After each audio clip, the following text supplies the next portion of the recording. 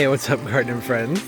How's everybody doing? Jeff here. I messed that up already. Hey, what's up, garden friends? Jeff here. How's everybody doing? Is that how is it? Maybe? It's late. Hey, I hope everybody's doing well. I wasn't planning on starting the video yet, but that just fell down. I'm gonna do some stuff, and I thought there should be a before and after. It's Saturday. Last week's video just came out. I don't know if you got the impression from that video, but I was pretty dang tired and over it by the time that video was finished. It was a great time. It was a great week. But behind the scenes stuff, I also filmed like 6 or 7 videos that week. So I was just done. My throat was swollen. I went to the doctor for it, so I was like, this can't just be from talking. But apparently it was just from talking. So had a day of vocal rest and a lot of peppermint tea, which works very well in the throat, but also learned makes you very nauseous.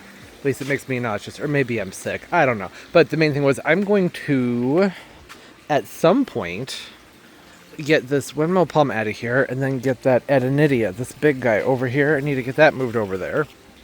But it's just one of those things where I just kind of want to do it and I don't want to talk about it, you know what I mean? So there's the before and there will be an after eventually. Isn't that the best way to suck people in and be like, hey, you should watch my videos? You're just like, I don't feel like being here.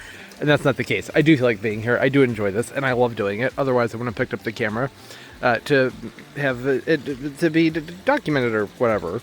Yeah, it's going to be a thing, a whole thing. And if there's anything to talk about, I'll pick up the camera and we'll talk about it. But otherwise, that's just how I want to get things kicked off, because it's just sitting here on the patio and it's starting to bug me. I'd like to get it off the patio. Then I'll have the windmill palm on the patio. Whew. Little winded, but that's because, well, I spent most of the day in bed because I felt like garbage, so of course I'm winded. Dug out a path, made this much wider. So once I got it over this little hump where some soil had settled around it, I was able to slide. Had to tilt it and maneuver it and everything, but eventually it came right out. Usually when I do this, oh, are you crooked? Oh, that's fun. You got a nice angle on you. Usually when I do this, these end up on their sides, and I have to pull them out, and that just doesn't work with this windmill palm. This guy's just a fuchsia. This just got repotted last summer, so it's still taking into its container. It has taken root very, very well, but when I went to put it in there this late winter, early spring, whenever it was, I moved this out of the grow space and put it back in here. I'm assuming February or March. More than likely, it did fall over and lost a whole bunch of soil in the process, but I could still see that there was a nice root ball in there. But I didn't want to keep doing that every time I move it in and out, because in 4 or 5 months, I'll be pulling this one back out of that spot and putting this one back into it. I don't want to have to keep disturbing the roots very much. I think that this is a larger container. Are they the same? Why does this one look bigger than that one? They shouldn't. These are the same. Pretty sure. Yeah, I think these are the same size container. They should be both 30, or maybe they're 32s. I can't remember. But, never mind. None of that matters. I'm going to go and wiggle the Adenidia over in that corner. Okay. I know, things are off to an erratic start. Been a couple days. Had some rain. Had some vocal rest. Throat finally feels better. Still tender, but better.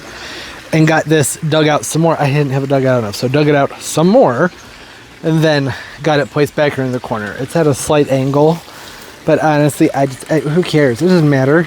I don't care. I'm over it. I only say that because the front of this is going to be filled with plants. There's going to be plants all over the place. Won't even be able to tell that there's a slight lane. And it's not much. It's nowhere near as drastic as it looks. It looks more drastic than it is because the one trunk goes up more straight than the other. I want to make sure the trunk that curved came out over this way. I don't know why, it just made sense. That's how I like it. Not sure how much longer that's going to last there, but hey, temperatures are nice and cool, so maybe it'll stick around for a while. I have had the hardest time trying to decipher what to do about this video and the garden tour, and one other video, because I had a video that was just a garden stroll, and I realized that it should have come out like a week or so ago, right? Because now it's going to come out right before a garden tour, which is essentially just a garden stroll. But it's got to come out. I can't wait for that to come out because it's from weeks ago. Things were cooler and everything. Got to get that one out. And then have a garden tour, which will be out the week before this video. And I don't want to spend too much time in the 2 videos reiterating anything. You know, when they're back to back, it complicates things. There's never really a good stopping point. Just like, okay, I'm done for the month, now let's do a garden tour. There's always stuff going on. So I think what I'm going to do is for the garden tour, maybe if you've watched it, then you already know what happens here. Instead of it being like, oh, let's just walk around and look at things, I'm going to use the garden tour as an opportunity to set up for the rest of this video. I don't know what else to do. I'll walk around, talk about plants, but there are certain things, like the Adenidias over here. I just got these taken care of, just got them put in their containers. Need to go grab all their annuals and everything, pick things out to put in the front of those pots. Have all those hellies over there to do some fun things with. Have a ginger, it needs to be repotted. Gotta grab some annuals to put in the bottoms of those containers. And all this rearranging and everything to do over here. Things are just in a state of mess because, you know, the palm trees were delivered and then I was out for several days. Just getting better, that little bug, whatever it was. And then I spent the bulk of today getting the bamboo out of these containers. Oh my gosh, that took so long. So long. It was about 2.5 hours. Those things were really rooted in there, and it feels so good to have them out of these containers. So something that I think I would like to do before the garden tour, and I say before the garden tour as in we're just referring to my future, before later, something I'd just like to get done would be to maybe go ahead and get these windmill palms put over there. Not windmill palms, who are you? These. The Chinese fan palm. It's been a very long afternoon. They need water too, so all the rain we had wasn't substantial. It didn't help the potted plants one bit. I was out here watering in the rain yesterday because things were looking all dried up and sad. It takes a lot of rain to really water containers, and it was more of just a mist. It was that kind of rain where it was nice and comforting and helped kind of clean some things off, but not enough to actually water most of the plants. I still had to run my sprinkler and everything, but it was still too much to really be outside and do anything, which was fine because I needed to be inside and resting anyways. And sometimes when it's nice outside, I'm sure you can relate, that's very difficult to do, especially after just having a semi truck and a crane drop off a whole bunch of plants. I didn't want to stay inside. I want to plant the plants. I don't know if I love it or hate it. I know that thing down there, that's a mess. I can't find the lid to it. That's the socket box. It's the stuff all the electrical stuff goes in. I think the lid got buried when the hole was getting redug for the queen palm over here. See all that mud? I think it's underneath there. Yeah, I do like it. I think that I just need to maybe come in with some twine and tie them up so that they have more of an upright structure to them. And then they need to be filled in. We'll get annuals planted around these this week in this video, and that will, I think, make a big difference. I actually kind of wonder if I might need to come in here and lift this one up in the nursery container in the black pot. And that's more soil to the bottom because it's sunken way down and it's gonna be hard to plant around that one with it being that low. The same thing going on with this one too, though. Yeah, I may have to do that, which is going to be a pain, but in the long run, it will look better. Standing back, I like it. That was the vision. It's a bit wild, but that's what I want. It is going to be a problem for the aquatic plants, though. That's why I do need to come in and either prune it up, so like take off this one right there. Boom, look. There'll be light. Most of the light from directly above gets blocked out anyways by the pine tree, but a lot of light comes in from this direction. So I'm going to have to be mindful of that. That one's stupid. It's getting on my nerves. I want to cut that out of there. Okay, that's enough. Enough for it right now. And I'm going to reset so I can film that garden tour. And we'll pick up with whatever I've decided during the garden tour we're going to do in this video. Y'all will know better than me. You will have watched that video.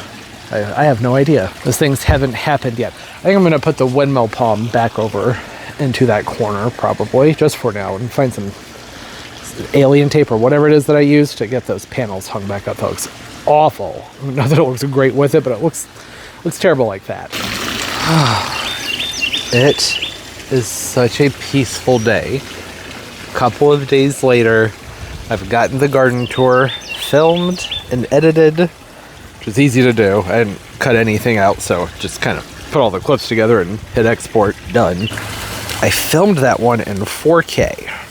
Don't know if that was necessary, but I figure, you know, once a month for the tours to go ahead and just do the 4K thing.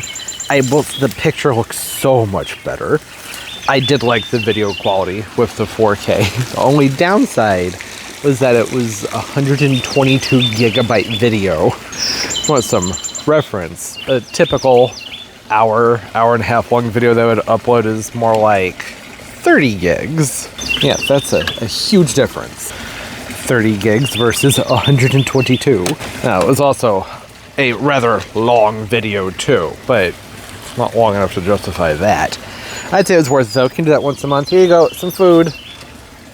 Need to get all those tannins out of your water. I just gave them clean water. It's been rolling around the dirt. I'll give them some more clean water in a bit. I'm gonna let them eat first. I realize I probably sound tired, lethargic, but I'm not. I am just extremely relaxed because it's such a peaceful day. The air is really calm. There's a gentle breeze. This bird, I don't know where it went. You hear it? The birds are chirping up a storm. Feeling very zen right now. But anyways, that's probably also not that entertaining. I'll try and amp it up. Ooh, that breeze. Ooh, it just blew. Oh, it's blowing something here. It smells really good. What is that? I realize I spend a lot of time in my videos just talking about smells. I use the garden tour, if you watch it, as an opportunity to go ahead and get everything placed. All the stuff that needs to get planted up. I figured, well, let's use the tour to do that. So it's a vlog and a garden tour at the same time. I just couldn't afford, because of the voice and the throat situations, to just film a video of me planting everything, which would, you know, be an hour long, and we'll find out. And then do a garden tour, which would be over an hour probably. No, my voice just can't handle that. So I need to be able to film one, take a few days, rest the voice, and then get back to business. So here's how I have everything laid out for the Miami planters over here. I think, do I have the, oh I do, okay. The Acalpha that's going to go here in the middle. Bromeliad Freddy. That's going to go right behind the Acalpha. With not the Creepin' Jennies, these Lismachias. The Fancifillers Sunburst. Beautiful foliage on those. I'm doing things a little bit differently this year. I typically, when I do a planter in a video, like to have all the materials ready to go. I don't know, I'm just over it. I do think that makes for a more exciting video. I enjoy watching those more when everything is start to finish just done. But it's also just not reality. That's why, you know, some of these planters I've been going through and I'll go, oh, I was at a nursery and I found this and I wanted that for that, and then I'll pop it in later. There's going to be some of that going on this year, because I'm just not into the running around back and forth stuff constantly to go, oh, I forgot this, I forgot this. Nah. Ugh, I think I'm too calm to be filming today. This could be a problem. I'm just in a very peaceful gardening mode. You get it, right? So with these planters over here, I don't have a speller to come out the front. And I'm okay with that. I'll find one at another time, or maybe not at all. I don't want to hide the pottery so much. These hydrangea planters, that pottery is going to end up being hidden. It's just this level of zoom, right? Okay. When I back it up to, okay, to the 30x, that's kind of bizarre, right? This is a new camera. Do I need to adjust my shutter? All right, okay, don't know what that did. Sorry for making all my guinea pigs while I figure these things out. These are going to be covered because they have the Tiara Pink Petunias. I'm going to also add probably Tiara Blue and maybe Saffron Finch. Get a whole just rainbow, not rainbow, but you know, pink, purple, and yellow going around the base of those containers. I'll do some sweet potato vine underneath the Alexander palms. With the Gassias, I'm not going to do anything underneath them on their sides, trailing. I don't think it's necessary. If I stumble upon some trailing Vinca, sure, I'll grab some, but I haven't been seeing them, and I don't feel like running around trying to find them. Maybe I'll throw some Set Crescia, or Tradescantia, let those do a drape, but I do want to be able to see the containers more than usual. Every year, it's all the spillers and everything. I love them, they're so beautiful, but you end up losing, sheesh, you end up losing the appeal of the planter when you can't see everything, when they're, you know, hidden by the trailers. I think I want to start with these over here, partially just because I think they're going to be the biggest pain in the butt because as I mentioned earlier in this video and in the garden tour, I need to actually repot or unpot and then repot, but back into the same container, these Chinese stand palms, because they are just down way too low inside of their grower pot. So that's not going to be fun. These things are spiky. See all the spikies? So many spikies. I don't want to do it, but I'm going to throw on gloves and make that a goal for today, is to just get that done and then refill these containers, and then I'll be able to gauge how much potting mix I have left. So the problem is I'm really liking this Proven Winners mix. I would probably be using that or the SunGrow Pro mix. I think they're the same thing, to be honest. They're very similar. Nobody sells those locally. I'm sure somebody does, but I don't know where they are and I haven't seen it. So I've been ordering them when they go on sale through Walmart for very good prices. But I'm down to 4 bags, which that should be plenty to do this right here, I would think. These are huge containers, and I'm going to have to be doing a good amount of backfilling. I don't think it'll be that bad. I'm not going to bore the camera with all that, because this video is probably going to end up being long with all the different planters and plantings I want to get done, so we'll just come back whenever it's time to plant over here. I realize that y'all maybe want to see what's going on here. This is a gardening channel. All I've done is just added some soil to the bottom of the container, probably to about right here, because the plant, this one was down there. It was up really high. And then I was just going to rough this up with my hand, but I think that, well, no, this should be okay. I think that'll be fine. I can just go through and just make sure to split up some of these larger roots and loosen up the swirl that's on the edge here, and that should be good. Had the glove on because, like I mentioned, these guys are prickly, so needed a hand to be protected. I think this is going to be much better. This one's not centered in its container, so no, it looks like I didn't center it. It wasn't me. It's not my fault. See? That's just the root ball. There's nothing I can do about that. My voice was cracking while I said that. This is going to look a lot better. Can you imagine if I had filled these up with soil and then had the palm trees way down in there? It would have looked ridiculous. This one is still maybe more on the high side. That one over there has already started to sink down, and I just assumed that this one's going to sink down some more into that soil that I put in there. So now I'm just going to backfill them and plant them up. Oh, well, wait, hold on. 1, 2, 3 bags of soil. Yeah, I'm going to do that. That should be the next thing I do. Okay, I regret it. I should have filmed the process. It was very therapeutic and relaxing. Overall, I do like them. I like them more once they fill out. I know they don't seem sparse, probably to you, but I see dirt and I want to keep putting plants in there. But I'm not going to do that because everything's going to grow. This planter did not behave as well as this one over here. This one, it was just perfect. Every time I tried to dig a hole, I could dig a hole. This one over here, on the other hand, there were a lot more roots knotted up in spots, so it was more difficult to place things. I had to divide the aphelandra to narrow the root ball to get it into the container. It may not like that, but I tried to do as gently as I could. And you can see the spacing over here on this one is much better between the bromeliad and the New Guinea impatient, whereas over here, this one, it is more crammed. But, you know, just working with the root ball. Let's find the spots where it let me dig, and that's when I did my digging. I actually had these planted up. I made some changes. I had them planted up with the New Guinea impatient, this orange one back here, where that caladium is. And you couldn't even see it. Eventually you would be able to, but I'm just like, well, that's not going to grow if it's getting blocked. The sun, you know, needs to get through. So I went ahead and I swapped those. Brought the orange forward, which I think is nice. You have the pink on one side of the bromeliad from the funky pink begonia, and then the orange on the other side from that New Guinea impatient. I really do like the various variegations that are in here too, between the bromeliad, the caladium, and that aphelandra. Yeah, these look nice. They look very nice. I wish that there was more, but there shouldn't be. I will want to get a trailer in here. I know I was saying very recently about not having to have trailers and everything, but just something simple over the front in green, I think would look really nice. So I'm going to try and get back out to that nursery this weekend where I got these guys. What are they? the Lismachias, these. There's only one nursery I know of that sells them, so I think that, just come look at it. Let's put it down there and be able to see it. These hug the pots really tightly. I love a Lismachia, right? If you've been watching this channel for more than a couple of years, you know that I love to stick a Creepin' Jenny on the front of a pot because I really like the way they drape and kind of hug the edge of what they're trailing down. They don't poof out. See, that looks good, right? It's necessary. Definitely necessary. I suppose I could just use these.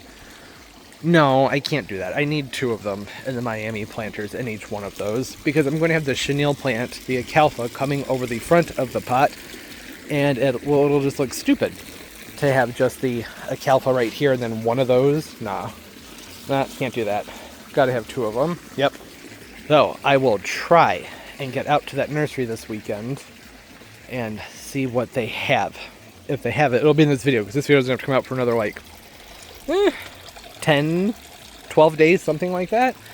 I have plenty of time to get all this work done, which is a good thing because somehow this took almost every last bit of potting mix that I have. This is what I have left. So I used 3 3/4. What? These are very large containers, so that's not shocking. I feel like this one's leaning. It is, isn't it? Isn't that leaning? Well, I don't know what to do about that. The containers in there straight. I backfilled it with the soil as much as I could to straighten it out, but it just kind of... Maybe it's because I pruned off this branch right here. That one right there. So that's made things seem lopsided, I'm guessing. I don't know. It's fine. No, this is going to look so nice when those begonias start to fill out and flush over the end with their dangly flowers on them. And I can go and get this fountain cleaned up now. I know it's a mess. There's a frog in here. His name is Carlos. He's a gentleman, and I just don't want to disturb him. He's such a polite frog, and that's why the fountain has gotten so dirty, because whenever I come over here to clean, I go, oh shoot, Carlos is in there. And I don't want to bug him, but I'm going to have to. It is a beautiful bullfrog. He has a blue head on him. I've never seen a bullfrog like this before. I've seen some pretty strange morphs online, but not ones that, I mean, I just assumed that those were fake. I think a lot of them are fake. Some of them I'm sure are real, but he has some really pretty color on him. I've just been assuming that he would leave this pond and, probably go to this one, hang out in the pool, because that's what frogs usually do, is they go from water to water to water when they're back here. Every time I go to clean it, there's a frog in there. And I was also waiting because I knew that I was going to be spilling dirt all over the place, backfilling these. You have a gap about that big to squeeze all that soil into, and you end up spilling a lot. I didn't spill that much. I was trying to be very, very, very careful because, I was running low on soil, and the soil's expensive. I was trying to keep as much of it in there as I could, but I figured that it's like, well, why clean this up? I'm spilling dirt in it. But now that this is done, maybe tomorrow I'll find Carlos and scoop him out and gently set him back here in the shade and get that cleaned up. It's just bugging me. It's so dirty. Okay, hey, project 1 done. Sort of. I need to get a speller for the front. I know I said I wasn't going to, but you saw it, right? You gotta do it. It would look so much better.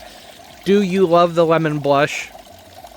I think it's just perfect. I don't know if they're going to get quite enough sun back there in the corners where I have them, but we're just keep our fingers crossed and hope that they do. This spot does get very shady towards midsummer, and pretty much the only thing I can do about that, I can do some pruning, like that stupid branch right there. I can cut that one out, and then the one right above it, that would let some more light in here, but that's about it. That's about all I can do. So yeah, just have to hope for the best, right?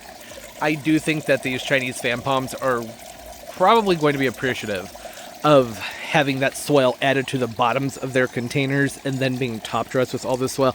Even probably going to be liking that I had to go in and rip up some of the root balls because that allowed for more fresh soil to get down there.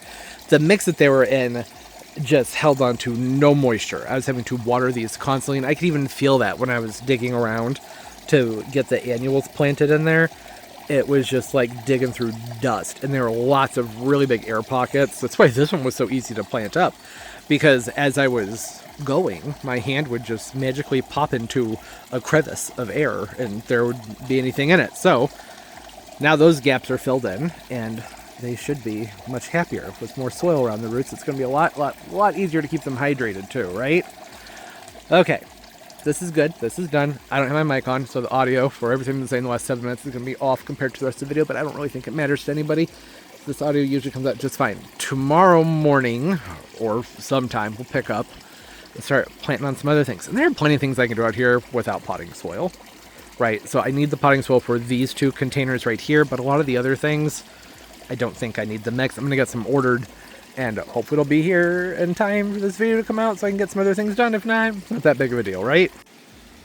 All right. With these, oh, it's the next day. Probably hard to tell because there's not a light transition because it's cloudy, rainy. Actually, raining as we speak. There's a haze. Is the lens hazy? What's going on? Give you guys a wipe off. See what's going on there. Not using the proper cloth, but hey, whatever. Is that better? Haze gone? Haze gone. Okay. With these planters right here, I was going to do the Tiara Pink in front of each one of these. They looked better when I got them. The thing with the annuals, got to get them planted up fairly quickly. But I don't know. I'm having some thoughts on that. I think it'd be nice to try it. I like to get the Vista bubble gums out here. Just put one of those in each one of these containers. They take off and do great, particularly this year because there's going to be fresh soil in these containers. I had to use in there for a few years, and the soil eventually just wasn't that fresh. I'd liven it up with compost and stuff, but I don't know. The trailers just were never doing much. Tiara Pink might be nice. It's going to change color, right? I'm trying to get in here on the tag for y'all so you can see that they'll have that whiter center on them. It's a nice super Petunia, but I'd like some more cool tones over here. And I've been I'm pretty set on it, doing the purple of some sort, probably just the Tiara Blue down here in these containers. I'll just zoom. You can get down there faster if I zoom. I'll just finish walking down here. I think that these need that purple to come over the front of the containers right here, to have a tone of purple with this apricot, and that magenta I think would be really, really nice. And I might squeeze in some yellow too, of some sort. I was thinking if I'm going to go ahead and grab some purple, I don't know why I hesitated there. I'm sure you know where I'm going with this. Maybe I should do the Tiara Blues down here. They're going to have the heliconias in the top, so they'll have that orange, but that orange is going to be way up high from everything. I don't know. I was about to say I don't have to make up my mind right now, but yes I do, because this needs to get done in this vlog. I need to get these taken care of. I could just go totally overboard and do a Tiara Pink with a Tiara Blue in the middle, or some sort of purple of any kind in the middle. That would be really pretty and colorful. I'm not going to be able to squeeze 4 in there, because I was like, well, I could get the pink, purple, and yellow empties and just have a waterfall of color. These aren't big enough for that. I think these are 24-inch. They're not very long. I think one super Petunia over the front would look the cleanest and tidiest, but also color. So that's something I have to figure out. I'm saying all this because I think that the best thing to do today, since it's raining, is to hit up a nursery. Who doesn't love walking around a nursery in the rain? It'll be fairly quick. Thought I was stepping over a dead animal. It was just a pile of dirt. Because I mentioned I want to get some more of these Fancifiller, the Sunburst Lismachias, for the containers we just did. I'm going to be at a nursery, as I'll look for some purple. The nursery I'm going to, though, Sugar Creek, that's where they sell these guys, these gorgeous Lismachia. I don't think they sell proven winner annuals there. Or maybe they do. I don't know why I'm thinking that. I think they probably do. It doesn't have to be proven winners. I'm not a brand loyalist when it comes to the plants. It's just I like the idea of knowing that I could just pop a super Petunia in these and they'll just take over. As opposed to just picking out one that I think is pretty and going, oh, well, hopefully it's a nice, tough variety, right? The reason I was thinking about doing the purple instead of the pink here is because I'm going to, this is the entire point, and I never even made it. I'm going to have these compact deep rose sun patients in here with the heliconias, so having the purple underneath them instead of the pink, I think might look nice. I don't know how much these are going to end up doing these containers, period, though, because these heliconias, when it's going to be these down here that go up there, they're pretty full. If I just do one in each of the containers, then there'll be a lot of room for other annuals, but I'm pretty sure I'm going to do 2 of these in each one of the containers. So they're going to be pretty full. So there's not going to be a lot of room to stick things in here. I'm hoping that I can squeeze just a sun patient down here and a sun patient on the other side for each one of those, and then have that nice speller over the front. So I was thinking maybe a purple might look better, or even a yellow. I don't do a lot of yellow out here, but you know, I was enjoying the yellow last year with the Pakistackies, the Luteas. I liked it, so that might be a thing. Let's just go to the nursery and pick it out. It's really hard to film there, although I doubt it'll be busy today because it's raining.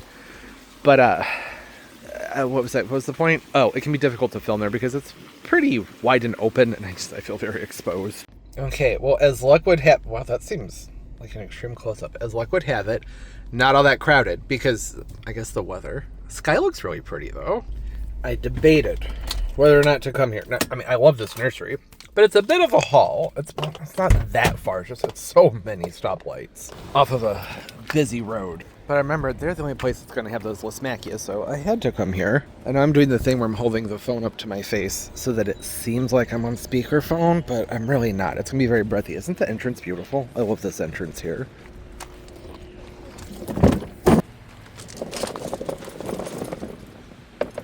Alright, they're not looking that hot.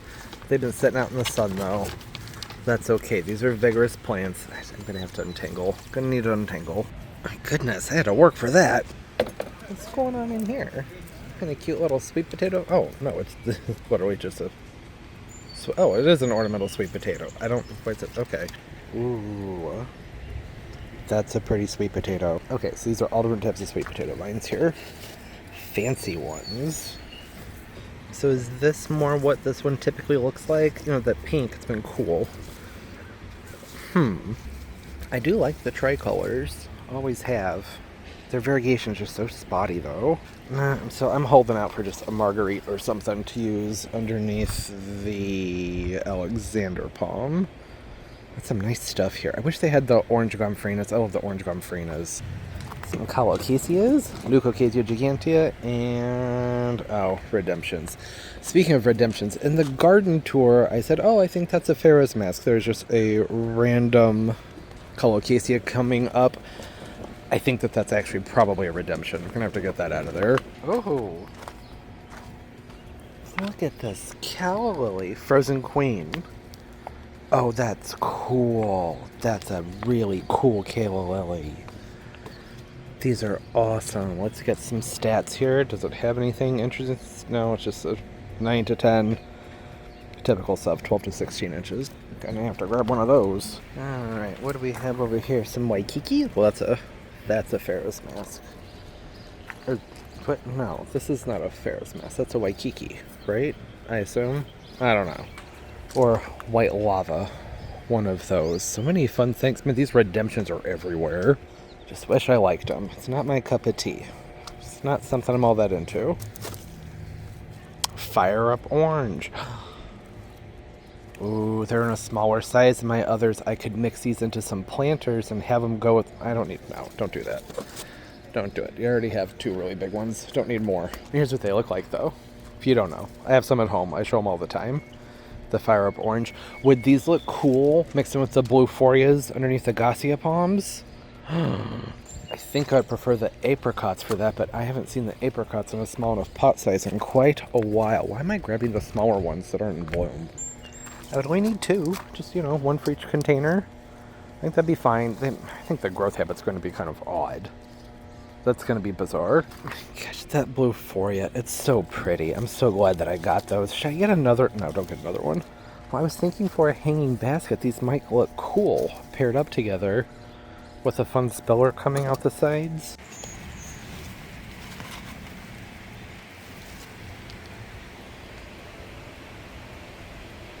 I really like that heart-to-heart explosion. That's a really pretty caladium. The red it's a brown red, so it's not a red that screams at you. It's much more subtle. The camera is blowing it out some. It's more subtle than what it probably looks like. What it looks like through that lens. Yes, things are happening. Oh, that's a really pretty ivy. Tropical Blizzard. I like that. Look at that, the red stems with the variegation. These are cool. And then perennial, that's dangerous. I can't let this get into the yard. I think that would be a fun one to pop into some planters somewhere. I really like the big waxy leaves on them. This one, look, it's got the minty hue to it. Also give me spider mite vibes. I can be very particular about variegation. Look at this lamium. Wow, it's got some nice color to it. Delicate. Okay, I don't normally like coleus. There's only a few varieties I like. I like Lime Time and one called Alabama Sunset, and this is really catching my eyes. It's just this rose. That is beautiful. I can't tell if it's supposed to look like this or if it got bleached out. If it got bleached out, then whew, that's working for it. So pretty. Love it. Blazing. Gosh, that has some nice color. It's mostly the stems on these that I enjoy, which I don't think is a good enough reason to buy a plant just for the stem. They're very pretty though. Oh gosh, it is the cutest San Pedro cactus I've ever seen. Look at it with its little nubby arms. It's so adorable. Alright, it's about time to wrap it up, but look at these. Aren't these cute? Beautiful. Let's Dance Lovable. I like those. I really like these. Let's Dance Sky View or Sky Blue. Yeah, Sky View. Let's Dance. Yeesh, that's nice. Very pastel-y. Good mixture of colors in there. Love it. I love it. Love the foliage. It's so pretty. The buckeyes. Look at it. It's like a Schefflera, but hardy and native. What's an azalea? Solar Glow. This thing's freaking huge. It's a beast. Oh, look at the texture on that. It's so airy and ethereal. It's a variegated river birch. What is it? Shiloh Splash. Oh, that's pretty.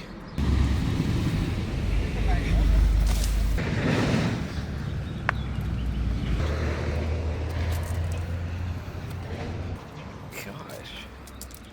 This guy, covered in blooms. Look at that, all the way to the base. Purple pink, Sonic Bloom White Jello. I like the snippet dark pink. Just because it's a cuter name. But this, look at that, that is full of blooms. Most floriferous bloomer yet. There's a road right next to me. Sorry about the noise. True pink blooms appear alongside deep green foliage in late spring, then repeat midsummer through frost.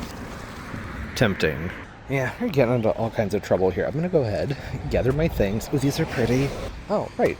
Chokeberry. Really great color on that. Wish that it was a shrub. Don't have a spot for a tree. Wouldn't that be a beautiful shrub? That's so pretty. Oh, it's a sucker punch. If you were wondering, it's been bred to not sucker. So that's a good name for it. Really, really nice looking plants. Gosh, I really like these. That's so nice looking. Yeah, as I was saying, need to get back. We actually need to go someplace that has purple petunias. Didn't see any purple petunias in here. How cute. It's a heliotrope tree. It smells so good. God, they have some awesome hibiscus here. These are huge. By here, I mean at Greenscape. I'm at Greenscape now. Okay, I'm seeing some yellow. I'm seeing some purple. Lots of stuff to work with. All right, there was a bit of a hiccup. I was thinking about doing the Bordeaux with the saffron finch, and I put them together in here with the yellow, and I wasn't crazy about it. I was on the fence, so I went over and looked at the Tiara Pinks, which is what I'm going to be using. I put them in the mix, and there's just too much pink. And with the Bordeaux, should I do some Mini Vista Whites too? That might be nice. Oh, or Silverberry. Snowdrift or Silverberry? These are Snowdrifts, right? The white. I can't get to it. What's it say? Yeah, Snowdrift versus Silverberry. I like the Silverberries. I've always been a big fan. But I've never tried the Mini Vista Snowdrifts, and I know they're supposed to be really vigorous. I don't usually like white and yellow next to each other, so I have to be very particular about the spacing. Because white, it looks like eggs. Will not want them next to each other. I have to make sure they're spaced out properly. Alright, a lot's happening here, and it's raining harder, so I'm going to wrap it up.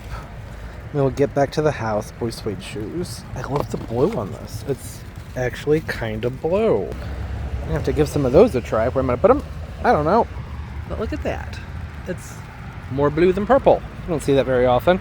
I've always wanted to try them, and for some reason I just ignore them because I always go for the unplugged, which I don't see. They have one. I have it on the cart. I don't see any more of them.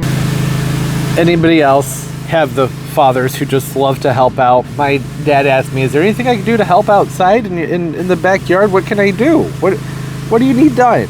No, I appreciate that. There's so many things that can be done. Need to power wash. And that's happening when I sat down to film a video. That's okay. I'm doing all this in a separate video. So everything I picked up from those nurseries, that video should have been out by now. So if you want a full rundown on everything, probably check out the video prior to this one, or maybe the video prior to that one. I don't know, but it will be within the last 2 videos of this one. So since there's background noise going, and we all know there's plenty of stuff that needs to be planted up right now, I think I'm gonna just set you up in a tripod and go plant some stuff and montage things together.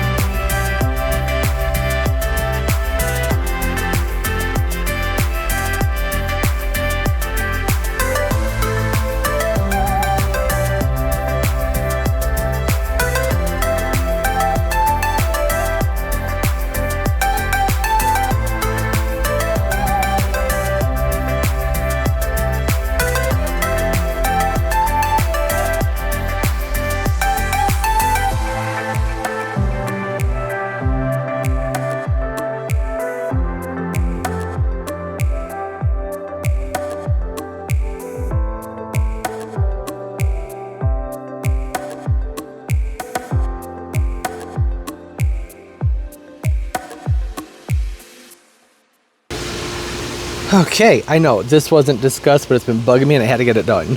This was down here. It's been unlevel for a few years. The roots of the tree moved it around, so I moved it up. I think it makes more sense up here. I think it looks a lot nicer up here.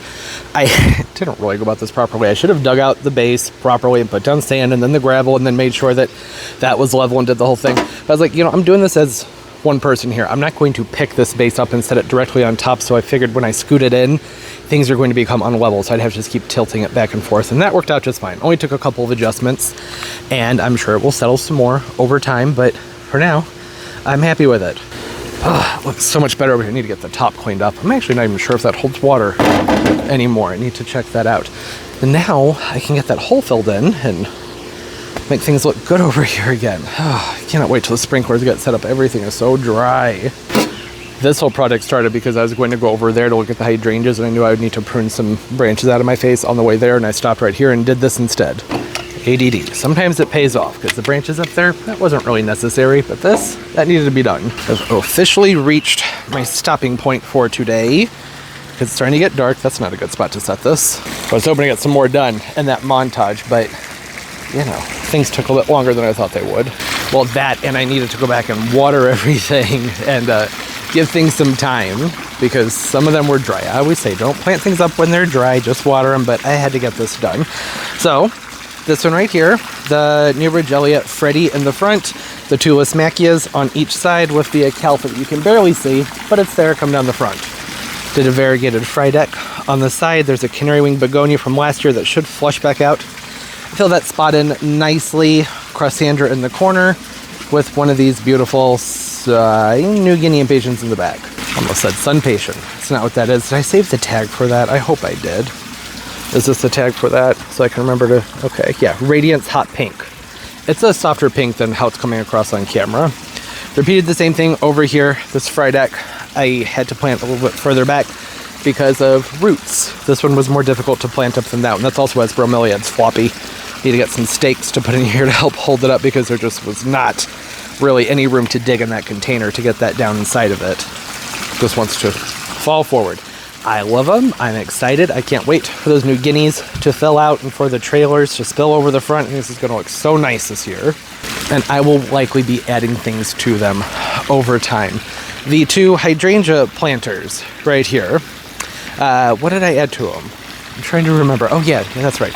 The Tiara Blue, Petunia, Super Petunia, right there, Saffron Finch as well. So I did two of those. So it goes pink, purple, yellow, pink, purple, yellow. I really like this color combination. When things fill out, it's going to be so pretty. All the colors right there. So pretty. I cannot wait. And then in here, I know I had mentioned in the garden tour, and maybe in this video, I don't remember, just filling this up with sweet potato vines. But then I remembered, well, I have some of these other things that I think would look good in here. I have these awesome caladiums that came in the mail, so I wanted to get one of each, with the exception of two of them. Put in here, a couple that get larger and some smaller ones, just pour some extra color. There are already caladiums in here that come back every year, but now there's even more. And then in the front, I did this variegated Petunia. Don't remember the name of it, but it's just variegated Petunia. I really like the tone that one has. And then I have these Super Petunia Mini Fuchsia. What are you? I think long blooming Vista Hot Pink, Mini Vista Hot Pink. And I was thinking about maybe putting one of those on each side of that Petunia, but I think the pinks would clash, so I'd rather do purple on each side, and it would need to be a Vista, you know, like a Vista Indigo, because it's going to be sturdy, because it's going to have to be able to fend off the sweet potato vines. So I stopped with that. I may put these Mini Vista Fuchsias on the backer end on the sides of these Miami planters, but more towards the wall. So maybe that hint of pink there, or I may put them up on top of the wall, plant them in the garden bed up there with some snowdrift and just let them come out over the side of the wall. Because I bought 4 Super Petunia Vista snowdrifts and I don't fully remember why. I think that I was planning on putting them in with everything over here, but it doesn't need it. The Saffron Finch is light enough, and then we have the white and the Tiara Pink and the Tiara Blue. I don't think that it needs the Vista Snowdrift, and those Vista Snowdrifts are vigorous. I think it would end up overpowering things. So I now have 4 extra Super Petunia Vista Snowdrifts, which is awesome. I can do lots of things with those. I also put one of the proven winners clowning around caladiums back here. It's looking rough right now, but have you've seen the big one over here? Talked about it. I think, I can't remember, maybe in the garden tour. It might be one of my favorite caladiums right now. I don't know. It's hard to say because a lot of my caladiums haven't come up yet, but this is the clowning around. Look at it. Isn't he just silly? I want to put googly eyes on him. It's just your typical caladium color and variegation, but I just love the freaking leaf shape on this one. I think it's beautiful. So I have one of those down there, and now what I've been doing, other than my little side quest over there with that bird bath, is planning out the next steps. Really, it's starting to get late, so I have to pick up in the morning, but I would like to, well, go ahead and get this planted up, and then basically handle everything that's left on the patio. If I don't want it where it is, then I want to put it where it needs to go. It's time. I know everything's a mess. The blower's in the shop. Did I mention that? I don't know. leaf blowers in the shop, so things are messy. I need to get this other ginger planted up too. I need to try and remember that. I did place an order for soil, but it won't be here until the day before this video comes out, so anything that requires potting, that's going to have to wait, because I'm not usually around on Fridays to film. I try to have everything edited by Thursday evenings for the Saturday release of the videos. But that's okay. There's still so much to do. I was thinking about repotting this guy. I would like to, but for now I may just go ahead and get it put over into the garden. My concern is that if I don't just go ahead and do it, then I won't do it. But I like this one enough that I doubt that will happen. This one I don't care about. It's ugly. Nobody likes it. Oh, and I have all this dirt here. So this is the dirt, some of the dirt that was in the bamboo. Those bamboo planters that were over there. Did I mention how incredibly hard it was to get those out? I think I did. I don't know. I started this video over a week ago and then filmed that garden tour in between and some other videos in between. It took 2 people. I was in there with the auger, even at one point trying to break everything up. And it ended up filling 2.5 of these the gorilla carts. And got some of that spread along the berm, some of it spread up high, trying to build a mound to keep water from rushing over the edge up there. And then that batch is over there. I'm going to spread into that garden area where that bird bath was, because well, it needs top dressing. It's a new garden bed. I've been adding to it over the years, but it's still pretty new. I would also like to get everything that I don't want to stay over here moved. Doesn't need to be here, except for the things I just moved out, like the parlor palm and then some of the philodendrons. I just moved those out, so they need time to adjust. I was holding off on moving the coconut palms, so I wanted to repot them first, but I don't have soil. I don't know if there's much of a point in showing you this. I'm so nervous. Yesterday I walked through here and my arms burned for like an hour. I think it was from these. They've never made me itch before, but something got me up here. It's not much to see yet, but I planted that leather leaf viburnum right there. See it? Look at it. Wow. Beautiful. Like I said, there's not much to see with it yet because the pedicites are blocking the view. But once they come in here, I need to trim this thing out, because that's supposed to be trunk here. This is it's a volunteer. It doesn't need to be here. So when I trim that out, we'll be able to see that beautiful viburnum that's back there. I'm not in a rush to trim this out right now because, then we'd just be seeing right into the neighbor's yard. That viburnum, it still needs to do some growing, right? Okay, so yeah, that's good. I feel good about today.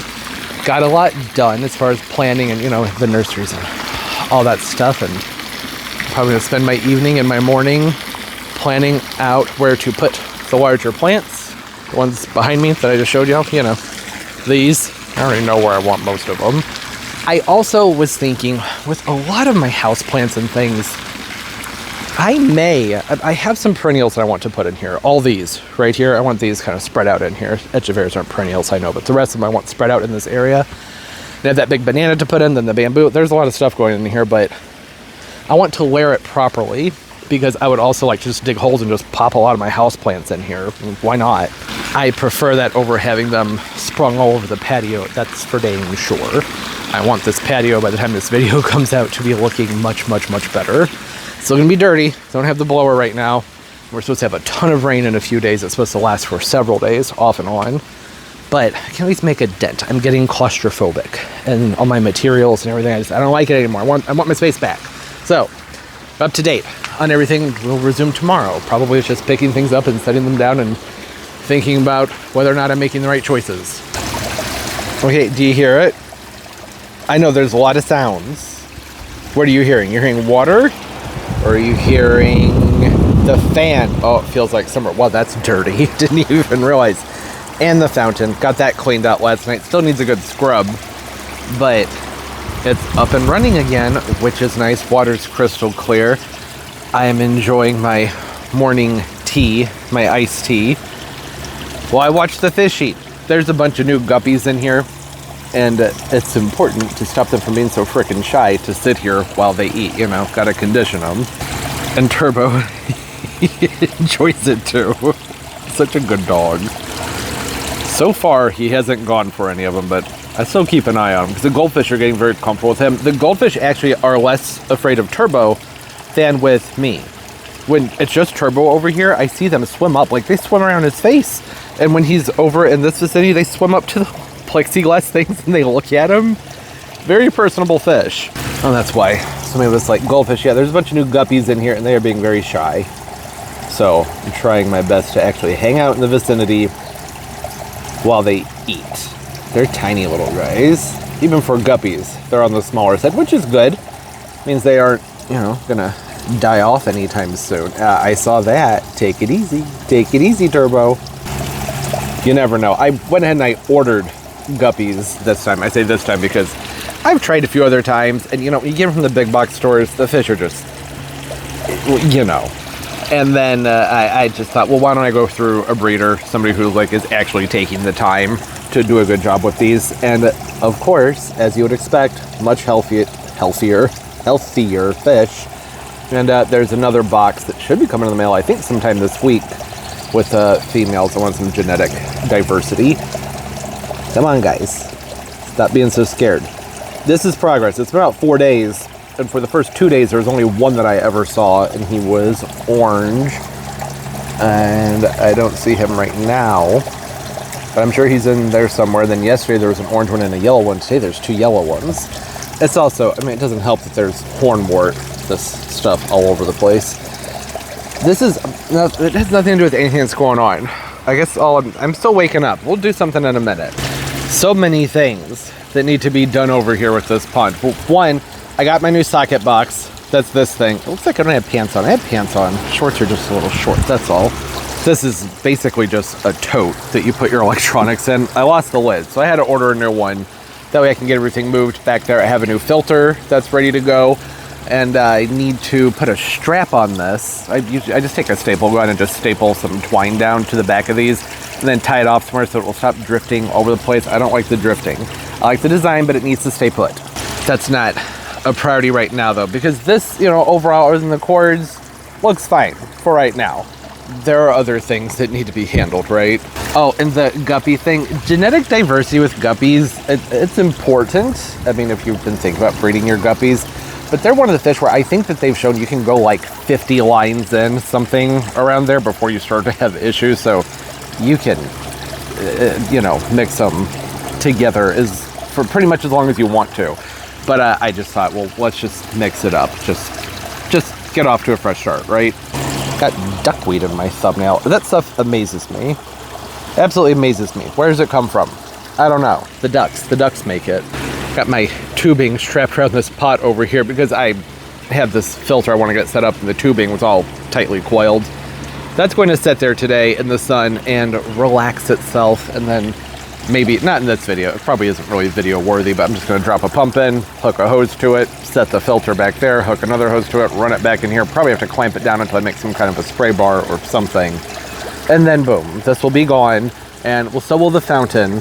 But I think that this one more than makes up for the beautiful sound, right? That's just so much better. It needs to be cleaned, but it's much better. That's okay. I don't need it. I could live without it. We can build something fun later on in the summer. So, what should we do now? I shouldn't talk with a straw in my mouth. Spent a very, very, very long time watering yesterday so that I wouldn't need to today. Oh, wow. Look at you. That's beautiful, the orange. I love this one. I wish that somebody would sell this as just the orange. I can't find it. There are lots of orange hibiscus, but I really like this one. Whatever it's called, I really like it. It's always mixed into a braid though. I cannot find it on its own. Ever. By ever, I mean the last 3 years that I've been into it. I can never find it mixed in with the others. I don't think I really need to do much with this bed for right now. This is decent. So this might be a good spot to go ahead and stick one of those Adonidia palms, right? Maybe just like right here. There's a bunch of little baby bananas, so that's fine. We'll just smash those down. Pull the Robolini palm up because it's going to hide that beautiful trunk if I end up doing that, which I think that I should. I think it'd be good to go ahead and handle this area and that area as much as I can anyways today, which some of that's just a matter of cleaning up. Need to put that pump away and then planting up. I'm done spraying this grass over here. It just will not die. So I'm going to come in, I'm going to dig it all up and just hope it doesn't come back because this is getting ridiculous. It's been 2 weeks. I've been spraying about every 4 or 5 days and it's just coming right back. So I'm just gonna pull it out, get it out of there. And then I've got lots of fun guys over here that need to be spread around. This one I usually have done by the hot tub, but it really needs a repot. I mean, not a good thing that the leaves are cupped, but you got them out. It's kind of cute. The newer foliage isn't coming out as cupped, so that's good. It's just been so dry. And I kind of like that it's reverted to these little tiny leaves, not reverted. That's something that happens when you defoliate these. When you take a tree and defoliate it and you stick it into the sun, they will usually flush back out with much smaller dwarfed foliage. It's a technique used in bonsai, and there's a beautiful term for it. I don't remember what it is. Even if I did, I'd butcher it, but that's the principle of it. And that's what I did here, and I really like the result, but I don't like the cupped foliage. Oh, Freckles is back here.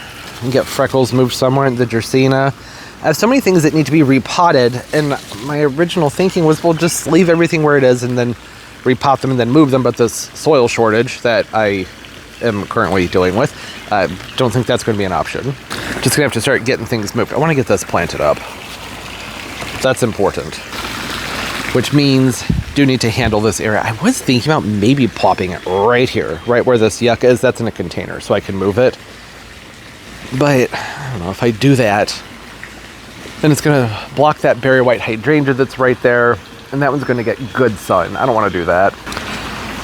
The other options are, well, right where that calla lily is, which that's not a big deal. I can pick up and move it. I'm not crazy about that calla lily. It's very red. I was thinking it was going to be more pink. It's not. It's very red. So I would be fine with pulling that, sticking it in a pot, or I don't know, just not having it here. And then the bamboo is going to go back further. Chinese fan's going to go on the ground. I have a honeysuckle that you can't really see that's over there. I want to get planted up by the fence. Oh, somebody out here? Someone's having some fun. Who did that? Is that going to be a problem? Potentially.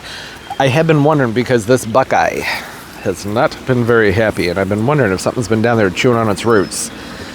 Good to know, because I was thinking about maybe planting a ring of hostas that would go here, here, there, and there.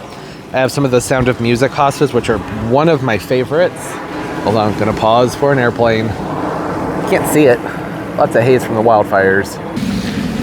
My hesitation with doing the hostas in here is that I do think that the voles tend to like this area. Because I've had plenty of things I've planted in here, and then they just kind of, and I dig them up and there's no roots on them. Usually, really, the Leucocasia, the Gigantea, Thai Giants, the voles love them. That's why, I don't know if you noticed, I haven't been growing them much the last few years. I mean, I plant them, but they never make it very long because the voles come along and eat at the roots. I tried meshing the roots last year. Didn't make a difference. They still somehow got through it or got around it. So I'm not going to bother with that again because it's such a pain. So I'm thinking the banana will go right here where that calla lily is, and then I can just scoot it. That's not a big deal. Grab the shovel, handle all that. Okay, all right. I think I have a plan, and that plan is to get moving and start working, and then we can just see what get done today. Ooh, look at it. Look at it. That sable miners. First year blooming on these guys. These fourth year in the ground, I think this is their fourth year. Might be their third. No, I think it's their fourth. No, these went in 2020. Summer of 2020. I remember because I had to have somebody else help me plant them up because all that cancer stuff was going on. So this will be their fifth summer in the ground. All right. Usually I get them blooming within about 3 years, but they did almost completely defoliate 2 of those winters, so not too bad. Is it just you? You're the only one, huh? Got 4 of them in here. That's all right. I'm okay with that. It's so fun watching these guys bloom. I love the way they send that inflorescence way up into the air above the foliage. Great plants. I don't understand why people are sleeping on the sable miners so much, because they really are versatile. Okay. That's beautiful too. The mellow yellow. I didn't think about sable miners. They grow in shady, boggy areas, or they grow in extreme full sun with like cactus and succulents. And they can take the cold. Though they're good into zone 6. Why are they not in everyone's gardens? Well, availability. That has the most to do with it. Which auger are we going to start out with today? Probably the big one.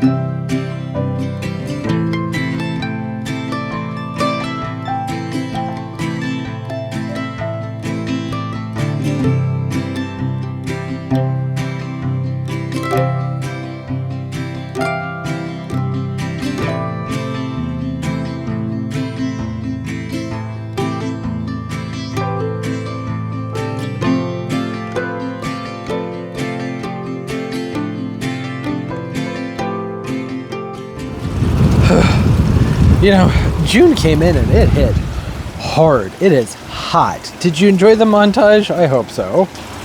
Man, humid. It's not that hot, it's the humidity. Cooking out here. I'm not used to it. Okay, so here's the deal. Filming makes these projects take so incredibly long that I stopped like a fourth of the way through because I couldn't take it anymore. Camera kept overheating and had to keep going inside and cooling off. I mean, it took like 2.5 hours to get maybe 6 things planted because that was going on. So I said, you know, it's fine. I'll just do it without the montage. Here we are. This is where I am for right now. That's crooked. Chinese fan palm, bromeliad, Vista something, mini Vista hot pink, I believe, and Alpinia, Zarimba, variegata, coconut palm that I ended up repotting. I barely had enough soil, but I managed to get it done. It was too low in its container. I popped a Hilo Beauty, Colocasia in there, and then I have the variegated sea hibiscus in the back. And I don't think I'm going to keep it there. It was just an idea I was playing with. I do like it when you come in through here. I like it. It feels more natural having something large and shrubby right there, but I'm really missing having it over here, right? It's so blank and empty over there now, so I will probably end up moving that. I got the Vivex bamboo planted up back there behind the buckeye that probably won't be staying there. It's not enjoying this location, so I'm just gonna let it hang out there for a while until I figure out where to relocate it to. I love that pop of yellow in the back. I realize that it may seem like there's a lot of barren area in here, but I have filled this up with caladium bulbs, the pink sister, something like that, and then some Arons. They're both varieties that get really big. The Aron, I think like 24 inches, and then the other one, let's go see the name. Not much point in talking about if I don't remember the name on it. Summer Pink, 18 to 36 inches. It's a very large caladium, and they're the jumbo size bulbs, so this area should fill in wonderfully with the caladiums. I also popped a variegated tropical rose, sun patient in here. This area just needed more color. I like all the foliage, big time like all the foliage, but I needed some flowers at the same time. I may come in with some other things over time to get underneath everything. This is all going to be trimmed out with gravel in a couple of weeks, so going all the way down here will be a nice fresh layer of gravel. Popped the heliconia right here, helps hide that pot, and I think looks really pretty in that spot. The golden dragon, alocasia, right behind there. I think that the yellow veining that doesn't have much of right now, but it will. It's gonna look really nice with the red of the inset right behind. I got that inset put in here, gave it a big prune. The yellow should go nice with that Vivex also.